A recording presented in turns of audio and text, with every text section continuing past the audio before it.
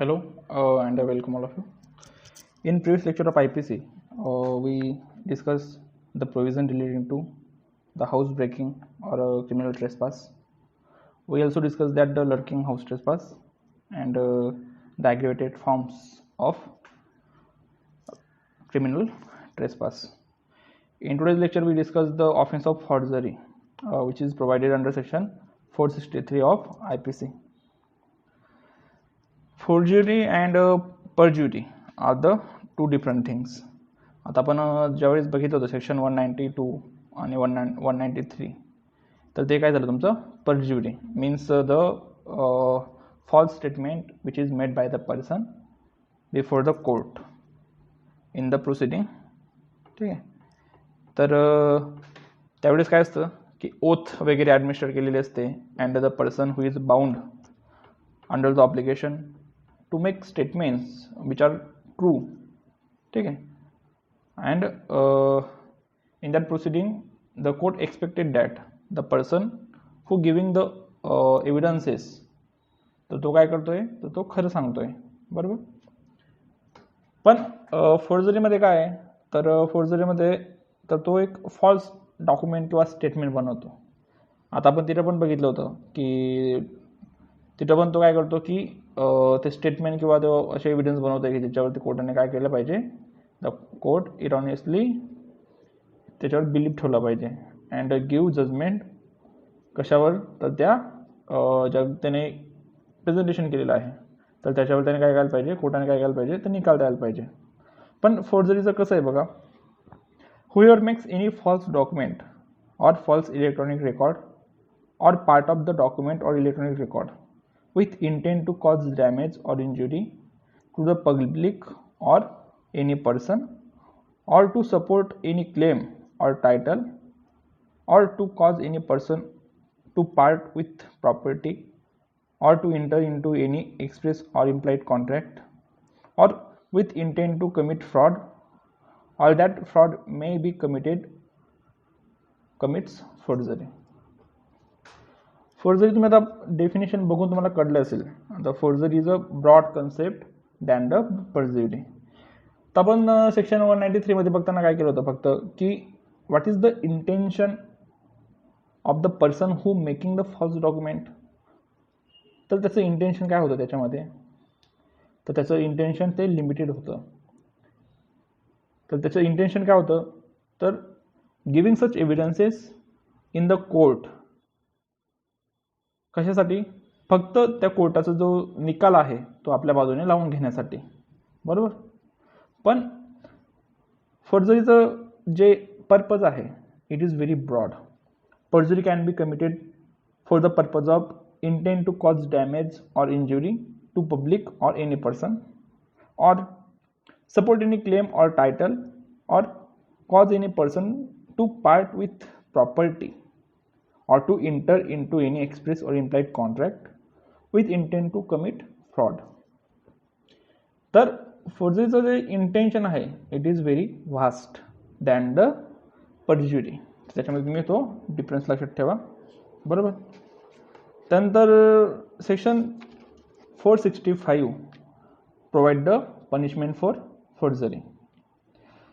Section 465 provide that whoever commits forgery shall be punished with the imprisonment of either description for a term which may extend to 2 years or with fine or with both, and such offense is triable by the judicial magistrate of first class.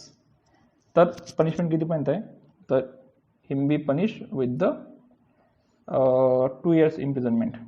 there are certain aggravated forms फोर्जरीचे याचे फोर्जरीचे काहीतरी ॲग्रिवेटेड forms आहेत. तर forge document or electronic record असेल किंवा forgery for the purpose of harming reputation असेल किंवा forgery for the purpose of cheating असेल तर ते काय आहेत त्याचे ॲग्रिवेटेड फॉर्म आहेत. ते एकदा तुम्ही वाचून घ्या, तुम्हाला लक्षात येऊन जातील. त्याच्यानंतर जो इम्पॉर्टंट आस्पेक्ट आहे तर तो आहे आपला की ऑफेन्सेस रिलेटिंग टू मॅरेज. बरोबर. आता या ऑफेन्सेसचं एक लक्षात घेण्यासारखी बाब आहे की हे ऑफेन्सेस आहेत ते एक पर्सनल नेचरचे. बरोबर. की ते पर्सनल इंजुरी, ते समाजाशी त्याचं काही घेणं देणं नसतं, पण ते एक पर्सनल इंजुरी करतात. Therefore the punishment which is provided up to 10 years, 7 years for the such offenses. Then also the nature of such offenses is non-cognizable one. म्हणजे जर तुम्ही पोलिसात जर तक्रार दाखल केली तर पोलीस सांगतील की तुम्ही तुम्हाला कंप्लेंट दाखल करा म्हणून, ठीक आहे. तर हे काय आहेत, ते तुमचे नॉन कॉग्निझेबल नेचरचे जे ऑफेन्सेस आहेत. But the punishment which is provided for such offences is up to 10 years and 7 years. बरोबर. Section 493 provide about the cohabitation caused by a man deceitfully inducing a belief of lawful marriage. आता एखाद्या व्यक्तीने काय केलं तर हा option सुद्धा कोण करू शकतो, फक्त एनी मॅन, एव्हरी मॅन, फक्त every man who by deceit causes any woman who is not lawfully married to him to believe that she is lawfully married to him and to cohabit or with sexual intercourse with him in the belief she is shall be punished with imprisonment of either description for a term which may extend to 10 years and shall also liable to fine. बरोबर. आता हा तो तिकडे पण punishable राहिलं जर त्याने if he committed the sexual intercourse with the consent of the that woman. पण ती कन्सेंट कशी ऑप्टेन केलेली आहे, तर ती consent by the misconception of फॅक्टने तिने काय केलेली आहे, कन्सेप्ट दिलेली आहे. आपण ज्यावेळेस सेक्शन 375चे एक सेक्शन बघत होतो तर त्यावेळेस तुम्हाला लक्षात आलं असेल की त्या ठिकाणी आपण डिस्कस केलं होतं की if she give consent in under the misconception of fact that such person is her lawful wedded husband. तर अशा वेळेस तिने कन्सेंट दिली असेल तरी पण तो काय येतं, ते रेपमध्ये जाईल. बरोबर. तर इथं पण काय की सेक्शन 493 खाली पण तो गुन्हा होईलच, पण ते सुद्धा तो तिकडे रेपमध्ये पण जाईल. ठीक आहे. Every man who by deceit causes any woman who is not lawfully married to him. बरोबर. तर त्याला माहिती आहे की ती जे वाईफ आहे तिने लॉफुली मॅरेज याच्यासोबत केलेलं नाही आहे, तरी पण हा काय करतो, तरी पण हा तिला असं भासवतो, त्या लेडीजला असं भासवतो की he is a lawfully वेडेड husband of her. आणि त्याच्यामुळे तो काय करतो, त्याच्यासोबत कोहॅबिट मीन्स सोबत राहता येते, वैवाहिक जीवन आपण बोलतो ना, कोहॅबिटेशन. तो सोबत राहता आहेत or have sexual intercourse with him in the belief she then he shall be punished with the 10 years imprisonment and shall also liable to fine. आधी सांगितल्याप्रमाणे ऑफेन्स हा नॉन कॉग्निझेबल नेचरचा आहे, but it is non bailable and non compoundable. ठीक आहे. त्याच्यानंतर marrying again during life time of husband और wife. आता बघा section 494 marrying again during life time और ऑफ हजबंड और वाईफ. बरोबर. तर जर आपला जो साथीदार आहे, आता हा दोघांना ॲप्लिकेबल होतो, हू एवर मीन्स हजबंड और वाईफ. मागचं जे सेक्शन बघितलं आपण 493 it is applicable only to the man, but under section 494 the woman can be also subject to the offence under section 494. तर बघा marrying again during life time of husband और wife. सेक्शनची हेडिंगच सांगते की marrying again during the life time. पण समजा जर तिचा किंवा त्याचा जो लाईफ पार्टनर असेल त्याची डेथ झाली असेल और तर अशा वेळेस तो ऑफेन्स होईल का, तर नाही होणार. तर during life time of husband और वाईफ. बरोबर.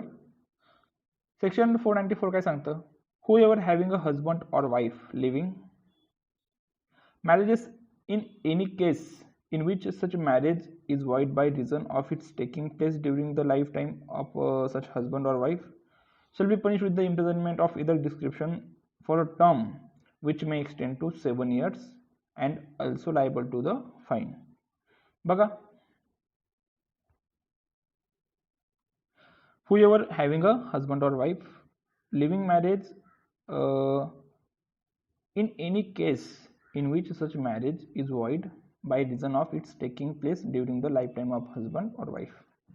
पण याच्यामध्ये बघा पर्सनल लॉमध्ये समजा एखाद्या मुस्लिम याने पतीने जर सेकंड मॅरेज परफॉर्म केला तर फर्स्ट मॅरेज काय होत नाही, वॉइड होत नाही, बरोबर. तर ते पर्सनल लॉमध्ये जातं, त्याच्यामुळे काय होतं की तो एक्झम्प्टेड असतो. मुस्लिम जो हजबंड असतो he is exempted under section 494, बरोबर.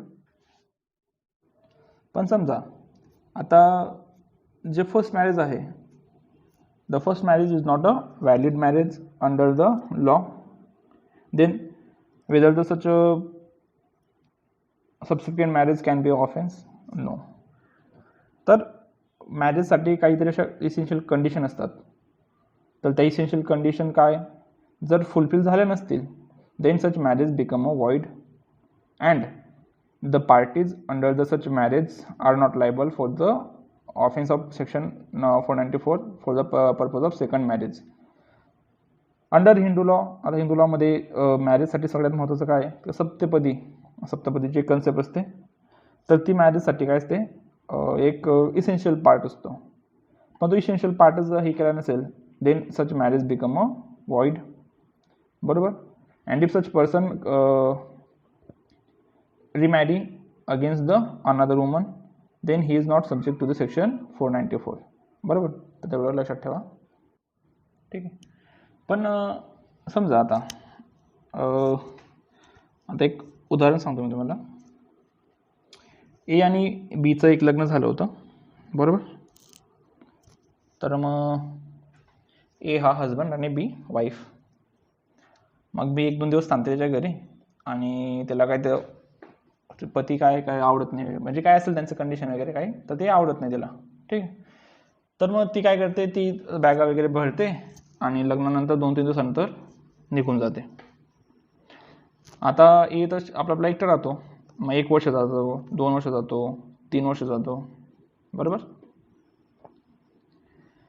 3 वर्षानंतर असं वाटतं की आता 3 वर्षापर्यंत काही पत्ता नाही किंवा काही तपास नाही, काही नाही, बरोबर. आहे जिवंत आहे किंवा नाही आहे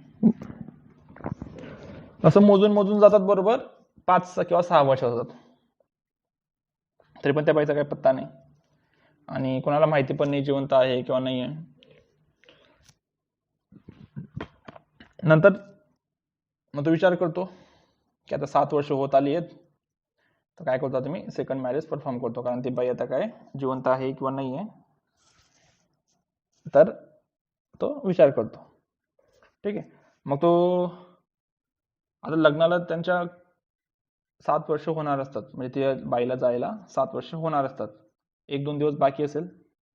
मग याचं काही कॅल्क्युलेशनमध्ये काय होतं, थोडी चुकी होते आणि त्याला वाटतं की 7 वर्ष पूर्ण झालेले आहेत आणि आता काय करू मी, तर आता सेकंड मॅरेज मी परफॉर्म करू शकतो, बरोबर. तर मग अचानक एक दिवशी काय तो हळदीचा कार्यक्रम वगैरे असतो आणि तिकडनं मग एक त्याला फोन येतो अनॉनिमस. तिकडनं एक बाई बोलते. बाईचा आवाज ऐकताच बरोबर त्याला घामच फुटतो. तिकडनं तो बाईचा आवाज असतो, कोणत्या बाईचा, की त्याला ती 7 वर्ष आधी सोडून गेलेली होती, बरोबर. तर अशा केसमध्ये, बरोबर, तर विदिन 7 इयर्स जर ती बाई जर कुणाला सापडली नसेल किंवा कोणी ऐकलं नसेल किंवा काय नसेल, then such person is entitle to second marriage. पण 7 वर्षाच्या आत जर असं कोणी व्यक्ती असेल की ज्याने पाहिलेलं आहे किंवा ऐकलेलं आहे, तर त्या माणसाला सेकंड मॅरेज करता येत नाही, ठीक आहे. तर ते 7 मॅरेजचं पण तुम्ही लक्षात ठेवा. Same offence with concealment of former marriage from person with whom subsequent marriages contracted. आता समजा आता हे झालं तुमचं एक केस वरची, की कोणती, की marrying again during the life time of husband और वाईफ, बरोबर. इथं ऑफेन्स कोणाच्या विरुद्ध होतो, तर फर्स्ट वाईफच्या विरुद्ध होतो. इथं ऑफेन्स कोण करू शकतं, म्हणजे रजिस्टर कोण करू शकतं, तर जी पहिली वाईफ आहे तर ती ऑफेन्स रजिस्टर करू शकते. पण या भाऊने काय केलं की जी सेकंड सबसिक्वेंट वाईफ म्हणजे होणारी प्रेटेंडेड वाईफ आहे, होणारी वाईफ, तर तिच्यापासून पण ही बाब लपून ठेवली की he is contracted the previous marriage with the another wife, ठीक आहे. आणि ही बातमी पण त्याने काय केली, ही लपून ठेवली. तर अशा वेळेस त्याची सबसिक्वेंट वाईफ असते, तर ती 495 खाली ऑफेन्स रजिस्टर करू शकते. And such offence is punishable with the imprisonment which may extend to 10 years and also liable to fine. म्हणजे जर पहिलं मॅरेज केलं आणि पहिली वाईफ असताना सुद्धा सेकंड मॅरेज परफॉर्म केलं with the consent of the subsequent wife, तर section 494, if he committed or he committed the second marriage without the consent of the subsequent wife, तर अशा वेळेस सुद्धा काय, तर अशा वेळेस सुद्धा त्या सबसिक्वेंट वाईफला 495 खाली पण पनिशेबल राहील आणि 494 खाली पण पनिशेबल राहील. ठीक आहे. त्याच्यानंतर 497 that is provided adultery. Joseph shine versus union of इंडियाच्या केसमध्ये ते अनकॉन्स्टिट्युशनल ठरलं. तर अडल्ट्रीचं तरी आपण त्याची डेफिनेशन बघू की आपण अडल्ट्री ऑफेन्स काय सांगत होता आणि जोसेफ शाईनच्या केसमध्ये ते अनकॉन्स्टिट्युशनल का ठरलं. Section 497 provide that whoever has sexual intercourse with a person who is and whom he know or has a reason to believe to be the wife of another man without the consent or convenience of that man, such sexual intercourse not amounting to the offense of rape is guilty of the offense of adultery and shall be punished with the imprisonment of either description for a term which may extend to 5 years or fine, बरोबर, or with both. In such case the wife shall not be punishable as an abettor. बघा, तर अडल्टरीच्या ऑफेन्समध्ये काय व्हायचं, the whoever has sexual intercourse with the person who is and whom he know or has a reason to believe to be wife of another man. आता त्या व्यक्तीला माहिती राहायचं की the woman is the wife of another man, बरोबर, किंवा त्याला ते नॉलेज होतं की ती वाईफ दुसऱ्याची, ती जी पत्नी आहे ती दुसऱ्याची पत्नी आहे, सॉरी, जी ती वुमन आहे ती दुसऱ्याची पत्नी आहे, बरोबर. पण या केसमध्ये काय व्हायचं, the sexual intercourse committed by such person is with the consent of that woman. इथं काय राहायचं, तर with the consent of that woman त्यांचा जो ॲक्ट राहायचा, बरोबर. And because of the such consent which is given by such woman, therefore this act not falls under the offence of rape. कारण रेपचा offence बघताना आपण बघितलं होतं की the consent is the primary part of the offence. With the consent असेल तर no offence except the minor or unsound mind, बरोबर, or if the consent acquired by the force, बरोबर. पण या केसमध्ये काय होतं आहे, तर या केसमध्ये विथ द कन्सेंट आहे आणि कन्सेंट पण कशी आहे, तर कन्सेंट काय फोर्सने घेतली नाही आहे किंवा without the misconception of facts वगैरे घेतली नाही आहे, बरोबर. तरी पण तो ऑफेन्स व्हायचा, तर का, तर without the consent or convenience of that man. कोणता मॅन, की तो जो वाईफ आहे त्याचा हजबंड, बरोबर. तर या सेक्शनमधून असं दिसायचं की जी वाईफ आहे तर ती ॲज अ प्रॉपर्टी म्हणून आपण ट्रीट करतोय, कोणाची, तर त्या हजबंडची. जर त्याची कन्सेंट असेल, वाईफची पण कन्सेंट असेल तर नो ऑफेन्स. वाईफची कन्सेंट असेल, त्याची कन्सेंट नसेल तर अडल्ट्री. त्याची माणसाची कन्सेंट असेल पण वाईफची कन्सेंट नसेल तर रेप, बरोबर. तर मग जर त्या वुमनची कन्सेंट आहे आणि जर हजबंडची कन्सेंट नाही आहे, तर इथं काय दिसलं जायचं की त्या हजबंडची कन्सेंट कोणाच्या याच्यावर प्रिव्हेल व्हायची, वुमनच्या कन्सेंटवर प्रिव्हेल व्हायची, बरोबर. आणि त्याच्यामुळे काय व्हायचं की जो समोरचा व्यक्ती आहे तो अडल्टरीच्या केसमध्ये अडकायचा.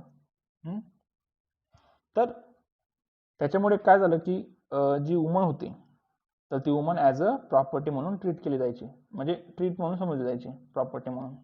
त्याच्यामुळे जोसेफ शाईनच्या केसमध्ये काय झालं, तर ते जी हे होते सेक्शन होतं तर ते अनकॉन्स्टिट्युशनल ठरवण्यात आलं. ठीक आहे. आपण 498A आधीच बघितला होता याच्यामध्ये. त्याच्यानंतर ऑफेन्स ऑफ डिफेमेशन आणि अटेम्प्ट हे दोन आहेत ऑफेन्स, ते आपण नेक्स्ट लेक्चरला बघू. ते आपलं शेवटचं लेक्चर असेल. Chapter 22 criminal intimidation, insult or अनायन्सबद्दल हे करतं.